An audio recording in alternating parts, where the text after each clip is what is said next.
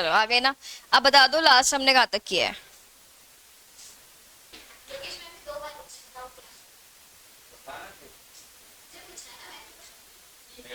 अरे तुम ये बताओ लास्ट कहाँ तक किया है।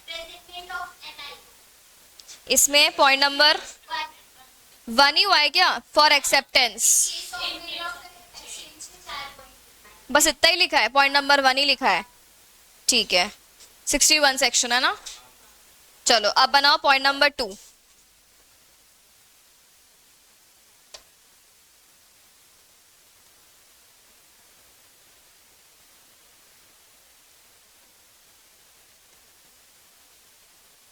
पॉइंट नंबर 2 लिखो, presentment of promissory note for site।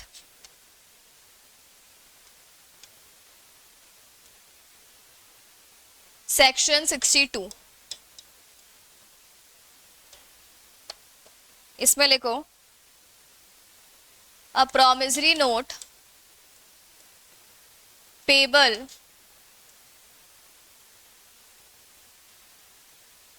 at certain period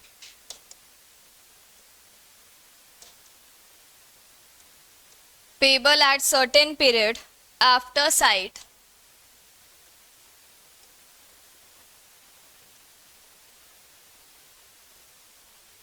must be presented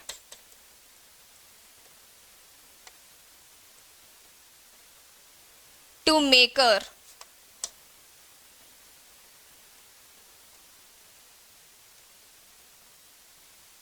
by pay within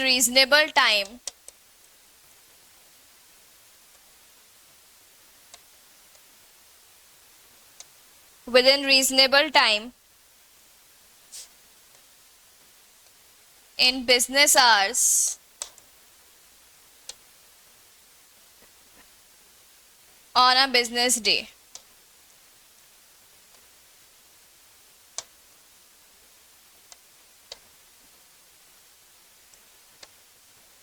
next point है इसमें, इफ डिफॉल्ट इन प्रेजेंटमेंट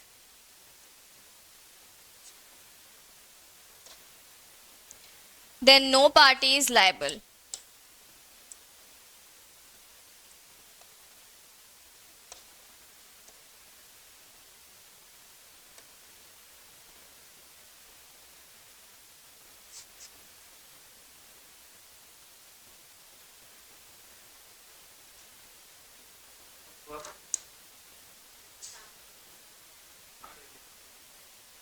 क्या कह रहे हो?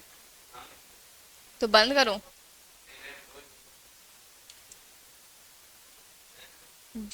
टेम्परेचर 24 पे कर देता है।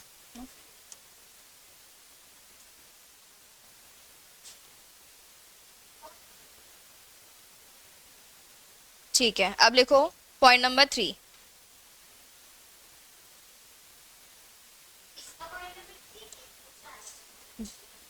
दूसरा वाला ब्लैक पेन वाला, ड्रॉई ब्रैकेट में लिख देना of bill of exchange, drawee's time for deliberation.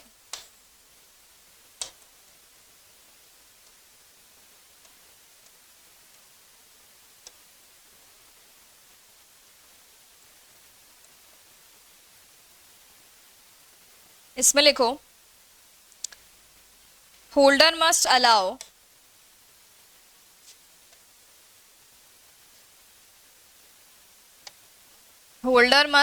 ड्रॉई bracket में लिखना if drawee so requires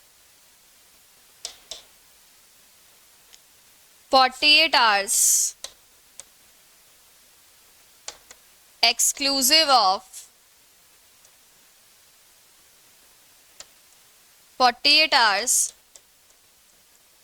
exclusive of public holidays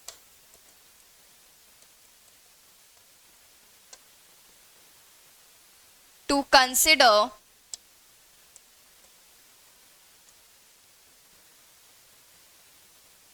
whether he will accept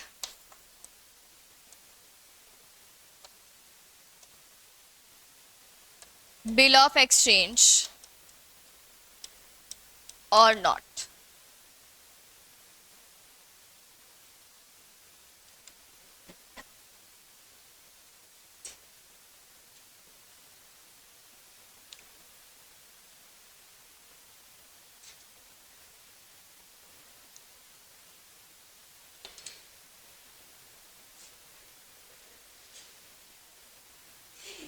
लिख लिया?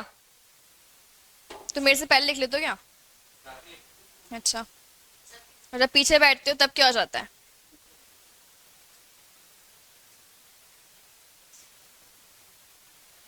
चलो देखो, अच्छा हम क्या टॉपिक पढ़ रहे थे? प्रेजेंटमेंट। प्रेजेंटमेंट का मतलब क्या होता है कि आप नेगोशिएबल सामने वाले के सामने प्रेजेंट करो, उसको दो, ठीक है। अब देखो पॉइंट नंबर 2 क्या बोला है, इसमें हम किस चीज को प्रेजेंट कर रहे हैं? Promissory note. तो प्रेजेंटमेंट ऑफ प्रॉमिसरी नोट। अब देखो प्रॉमिसरी नोट में दो पार्टीज होती है ना, एक कौन होता है? मेकर, जो कि बताओ प्रॉमिस करता है ना कि मैं पेमेंट करूंगा, प्रॉमिस टू पे। मान लो ए है और ए ये प्रॉमिसरी नोट बनाकर किसको देगा? बी को। बी कौन होगा? पे, इसको पेमेंट मिलेगा।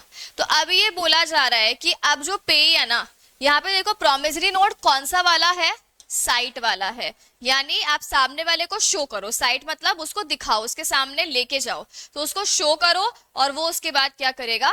पेमेंट करेगा। तो यहाँ पे ये बोला है कि ये बी की ड्यूटी है कि वो पेमेंट मांगने के लिए प्रॉमिसरी नोट किसके सामने वापस से प्रेजेंट करे? ए के सामने। ए ने बनाकर किसको दे दिया? बी को। अब बी को पैसे मांगने हैं ना, तो बी वो प्रॉमिसरी नोट लेकर किसके पास जाएगा? वापस ए के पास, कि ये ले प्रॉमिसरी नोट तेरा, मुझे पैसे दे इसके बदले में। तो उसे हम क्या बोल रहे हैं? प्रेजेंटमेंट ऑफ प्रॉमिसरी नोट, ठीक है। देखो क्या बोला है यहाँ पे, promissory note payable at certain period after site. देखो इसमें जनरली क्या होता है कि आफ्टर साइट, जैसे मान लो मैंने आपको आज शो किया, मैं आज क्या है? थर्सडे, मैंने आपको लेट्स से थर्सडे को वो प्रॉमिसरी नोट शो किया। तो इसमें ही होता है कि जिस दिन मैंने आपको शो किया ना, उसके कुछ टाइम के बाद आपको पेमेंट करना है। लाइक जैसे मैंने आज शो किया तो आपको 3 दिन के अंदर अंदर पेमेंट कर देना है।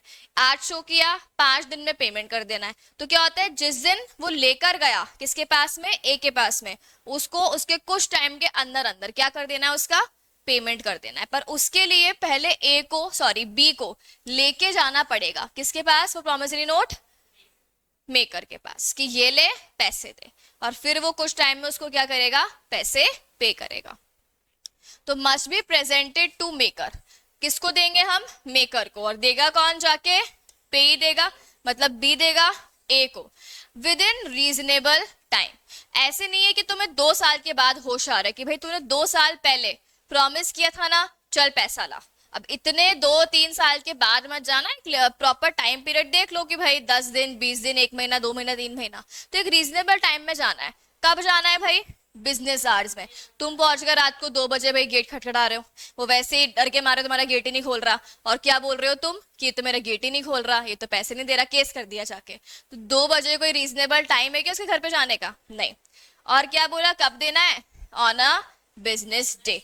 अब पहुंचो दिवाली के दिन, अब दिवाली मनाए वो तुम्हें पेमेंट करे पहले, तो छुट्टी वुट्टी वाले दिन जाना है क्या? नहीं जाना है, ठीक है। अच्छा, अगर आप प्रेजेंट नहीं करते हो, प्रेजेंट करने में क्या कर देते हो? डिफॉल्ट कर देते हो, तो क्या कोई भी पार्टी लायबल होगी? लायबल नहीं होगी। इसका मतलब क्या है, अगर बी वो लेके ए को नहीं देता है तो ना ए लायबल है ना बी लायबल है। अगर आप दोगे ही नहीं सामने वाले को, एक बात बताओ, तुम बोलोगे ही नहीं कि पैसे दो, तो कोई पैसे देगा क्या? अब वो अच्छा इंसान है तो वो खुद दे देगा, पर तुमने नहीं मांगे तो वो नहीं दे रहा है, तो गलती तो आपकी है ना। आपको मांगने चाहिए थे, क्योंकि इसमें तो आपकी लायबिलिटी है, मतलब आपकी ऑब्लिगेशन है कि आप उसको सामने मांगो जाके पैसे। आप नहीं मांग रहे पैसे तो आपकी गलती है, तो उस केस में ए लायबल होगा क्या? तो अगर आपने प्रेजेंट नहीं करा तो हम यहाँ पे क्या बोलेंगे कि जो मेकर है वो लायबल नहीं होगा। आप क्यों नहीं लेकर गए उसके सामने, ठीक है। चलो, तो ये हो गया अपना पॉइंट नंबर 2। अब आते हैं हम पॉइंट नंबर 3। अच्छा, तुम्हें याद है कि बिल ऑफ एक्सचेंज कैसे काम करता है? ए है और बी है।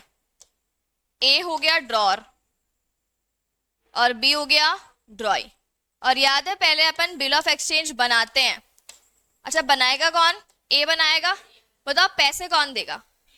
बी पैसे देगा, है ना। तो ए पहले बिल बनाकर, याद है कि बिल ऑफ एक्सचेंज को एक्सेप्ट करवाना पड़ता है, तो बी पहले इसकी क्या देगा? एक्सेप्टेंस देगा।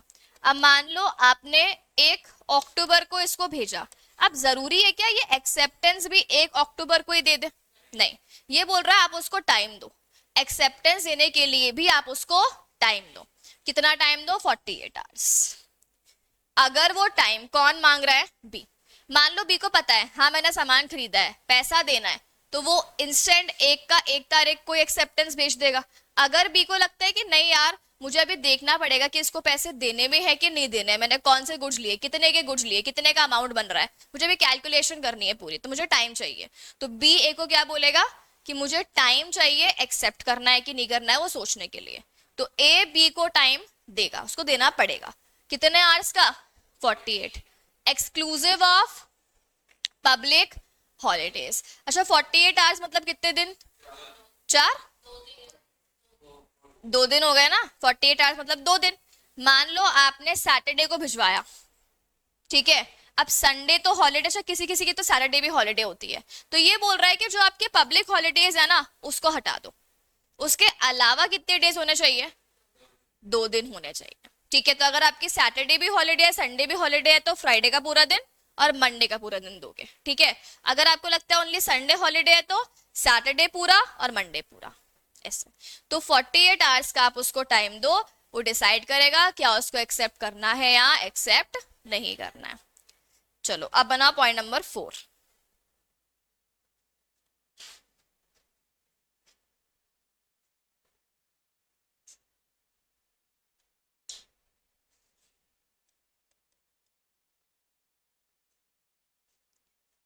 प्रेजेंटमेंट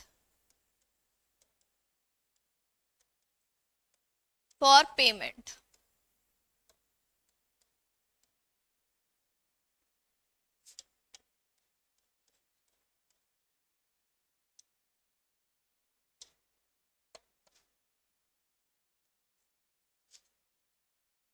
फर्स्ट पॉइंट लिखो, NI must be 3 पॉइंट्स हैं, presented for payment to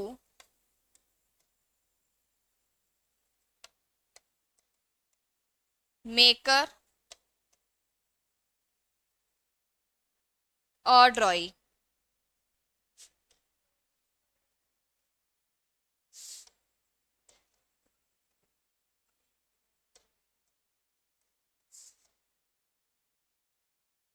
If default in presentment,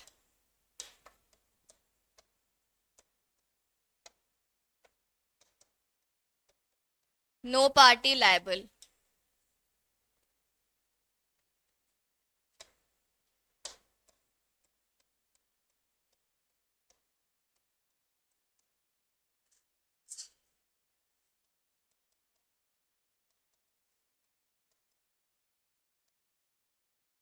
exception लिखो,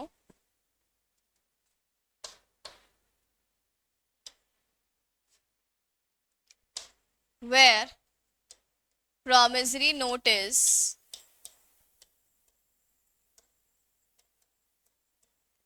payable on demand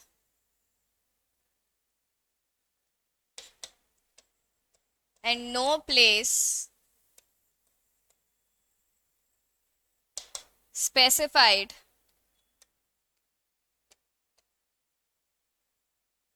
for payment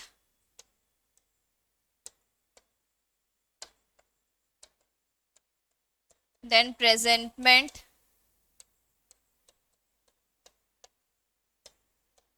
not necessary।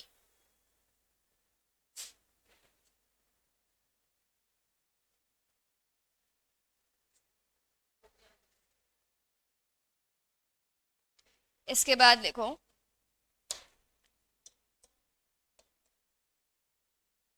hours of presentment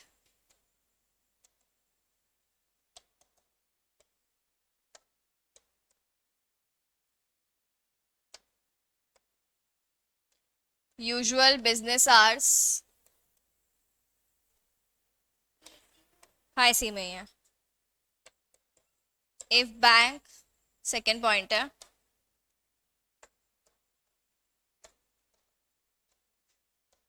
then with इन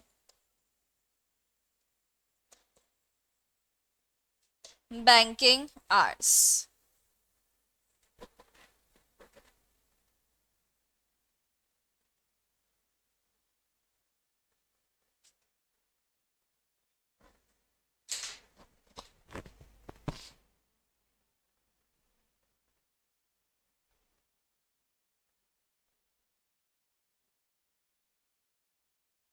हम्म, नहीं, बट एक बार नोट्स के बाद book भी पढ़ना, एक बार रीडिंग लगा ली, लैंग्वेज देख ली, फिर ये पढ़ लेना, इसमें सब कुछ है। लिख लिया यहाँ तक? ठीक है, इसके बाद लिखो इसी में ही,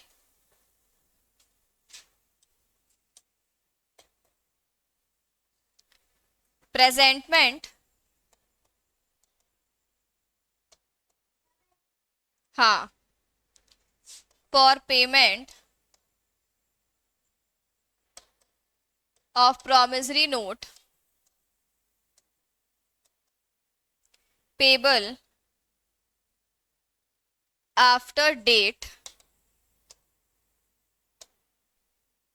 or site।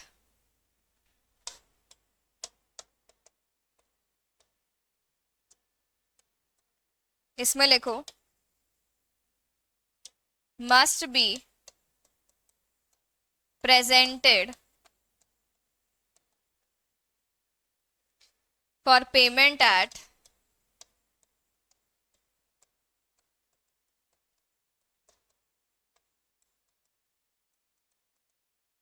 maturity।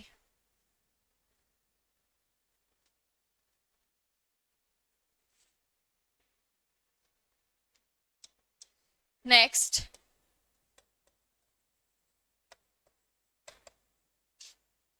presentment for payment of promissory note payable by installments। इसमें सेक्शन लिखना 67।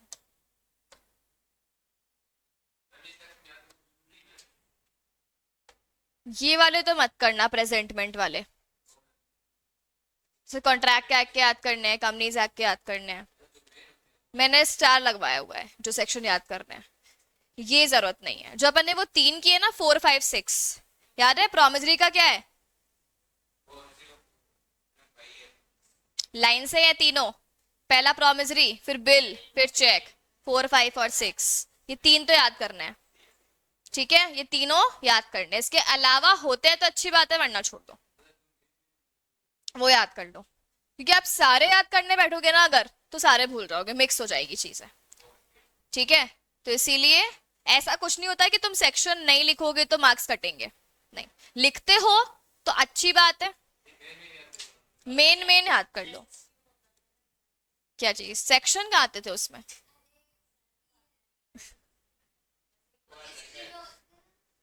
तुम सारे तो याद ऐसे भी नहीं करते होगे। अगर तुम रट सकती हो तो रट लो, अच्छी बात है, अच्छे मार्क्स आ जाएंगे।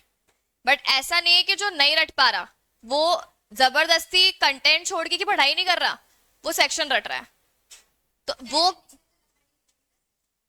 तो इसीलिए, और गलत नहीं लिखना है। अगर आपको डाउट है ना 67 है कि 68 है, डाउटफुल हो आप, लिखना ही मत, गलत लिखोगे तो मार्क्स कटेंगे, और मतलब लिखोगे ही नहीं ना तो वो इग्नोर हो जाता है। अगर आपका आंसर बहुत अच्छा है और आप सेक्शन नहीं लिख कर आते हो, कोई फर्क नहीं पड़ेगा। ठीक है, पर अगर आपका मान लो कि आंसर नॉर्मल है, मतलब ठीक ठाक सा है, पर आपने अगर एक सेक्शन लिख दिया तो इंप्रेशन अच्छा पड़ता है, तो वो हो सकता है आपको मार्क्स अच्छे दे दे, पर हम उसके लिए इतनी रिस्क नहीं लेंगे कि हम सारे याद करके सारे भूल जाएं, है ना? तो मेन मेन याद करने हैं।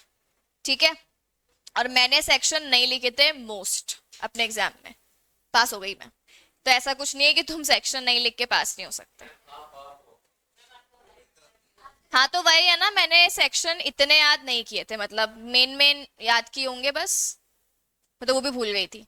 मतलब मेरे साथ तो एक बार ये हुआ कि मुझे ये याद नहीं आ रहा कि करोड़ में आंसर है कि लैक्स में आंसर है, मतलब ऐसे लिमिट्स आती हैं कंपनीज एक्ट में, कितने करोड़ का ये, इतने करोड़ का ये, ठीक है। हाँ, तो मैं भूल गई कि करोड़ लिखूं कि लैक्स लिखूं। अब मैं बैठी हूँ वहां पे, क्या करूं, क्योंकि उसकी वजह से पूरा आंसर ही गलत हो जाएगा। फिर पता नहीं, मैंने, मुझे याद भी नहीं मैंने क्या लिखा उसमें, मैंने पास हो गई। तो ऐसा नहीं, ऐसा तुम्हारे साथ भी होगा कि तुम्हें है ना, इसीलिए मैंने बोला है, क्योंकि मैं रिवीजन करके नहीं गई थी अच्छे से।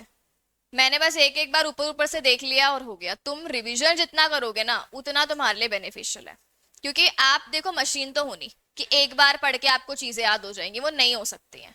तो कम से कम 3 से 4 बार जब तक पढ़ के नहीं जाओगे ना तब तक प्रॉब्लम है।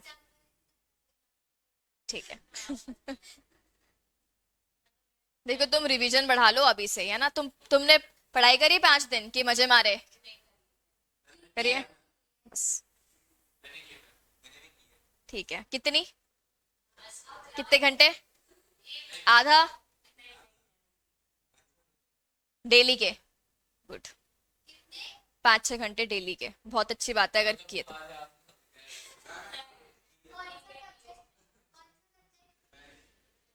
सिर्फ मैथ्स, और है ना, हाँ अरे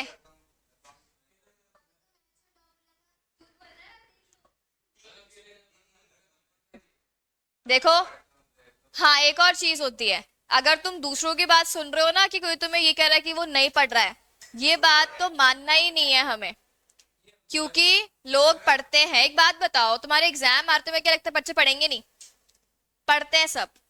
तो तुम ये बात मान के बैठना मत कि हम, अच्छा एक और चीज है, जैसे मान लो कभी कभी क्या होता है कि हमारा ना पढ़ने का मन नहीं होता, हमें नींद आ रही होती है, हमें पता है कि आज अपन ने 2-3 घंटे पढ़ लिए, अब हमें पता है कि पढ़ना चाहिए पर हम पढ़ नहीं पा रहे, तो उस टाइम पे आप क्या करो, वीडियोस पढ़ लो। मतलब तुम बुक बंद कर दो, किसी की वीडियो चला लो, वीडियो मतलब अपनी सब्जेक्ट की, ऐसे नहीं यूट्यूब पे बकवास देख रहे हैं, सब्जेक्ट की वीडियो चला लो। तो उससे क्या होता है कि आप वो चीज को सुनते जाओगे, तो नहीं पढ़ने से अच्छा है कि आप वो वीडियो से सुन लो।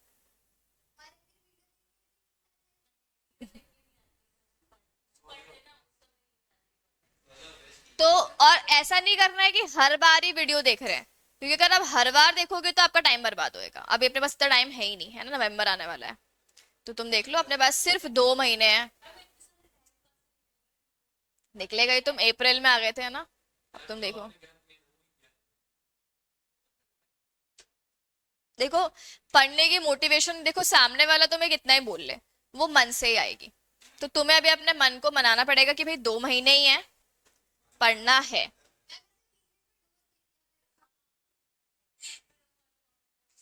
हाँ, तो तुम पढ़ लिया करो। अच्छा टेस्ट आने वाला है 19 को, क्या है आज, परसों ही तो है। अच्छा कल ही है क्या, पढ़ लिया। अब ये तो बोलना ही मत, नो छुट्टी है तुमने 5 दिन। 30 का है शायद, 30 का है या 25 का है, इन दोनों में से कुछ है। और कल वाले क्वेश्चंस बहुत ही इजी हैं, सुन रहे हो, कल वाले क्वेश्चंस बहुत ही इजी हैं। तो अगर कल अच्छे मार्क्स नहीं आए तो तुम वो पेपर 2 बार करके लाओगे सब। अगर 30 का है ना तो 20 तो सबके आने ही चाहिए एनी हाउ। नहीं नहीं नहीं नहीं, तुमने 5 दिन छुट्टी खाई है।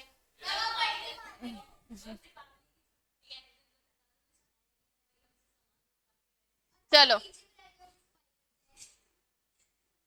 15 से कम तो अगर किसी के आ गए तो वो 3 बार लिख के लाएगा उस पेपर को, 3 बार, बिल्कुल। देखो इसको पनिशमेंट मत मानो, अगर तुम्हें लग रहा है ना कि कम आए हैं, आ गए ठीक है, अब तुम उसको 3 बार लिखोगे, इसका मतलब तुम्हारी प्रैक्टिस हो रही है। तो उसको एज अ पनिशमेंट मत देखो, एक ये देखो कि हम अपने आप को इम्प्रूव कर रहे हैं। क्योंकि पनिशमेंट देखोगे ना तो तुम्हें मौत आएगी कि हम क्यों लिखें। और अगर तुम उसको 3 बार लिख रहे हो, खुद तो नहीं लिखोगे तुम कितना ही बोल लो, तो तुम एज अ पनिशमेंट मान के उसको 3 बार लिख के लाओगे ना, तुम्हें अपने आप देखना फायदा दिख जाएगा, तुम्हें वो क्वेश्चन तो अच्छे से याद हो जाएंगे। और 3 बार चाहिए मतलब चाहिए। ठीक है, चलो। और जिसके 20 से कम आए वो एक बार लिख के आएगा। देखो एलएलपी चैप्टर के तो क्वेश्चन गलत हो ही नहीं सकते। अगर एलएलपी के क्वेश्चन गलत हो रहे हैं मतलब तुम पढ़ के नहीं आए हो। डायरेक्ट है। सोगा के हो सकता है थोड़े बहुत मिस्टेक हो जाए क्योंकि वो केस स्टडी आएगी, बट एलएलपी के तो गलत करके बताओ तुम। और अगर किसी ने सिर्फ एलएलपी करा तो वो 20 बार करके लाएगा। सुन लो। हाँ, चलो लिखो सेक्शन 67। लिखो इसमें to be presented on blue third day after the date fixed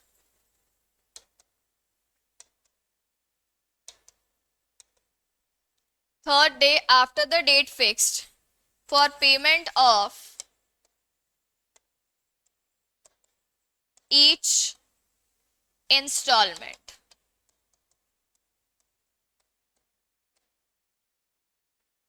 and non-payment of such installment is same as non-payment at maturity।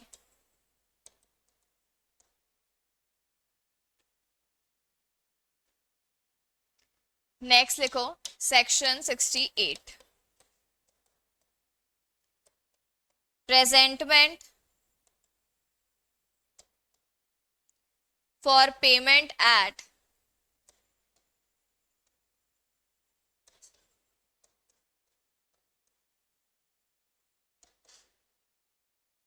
specified place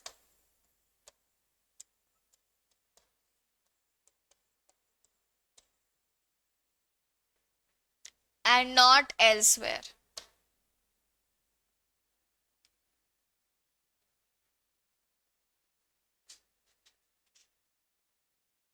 must be presented at that place only to make the party liable।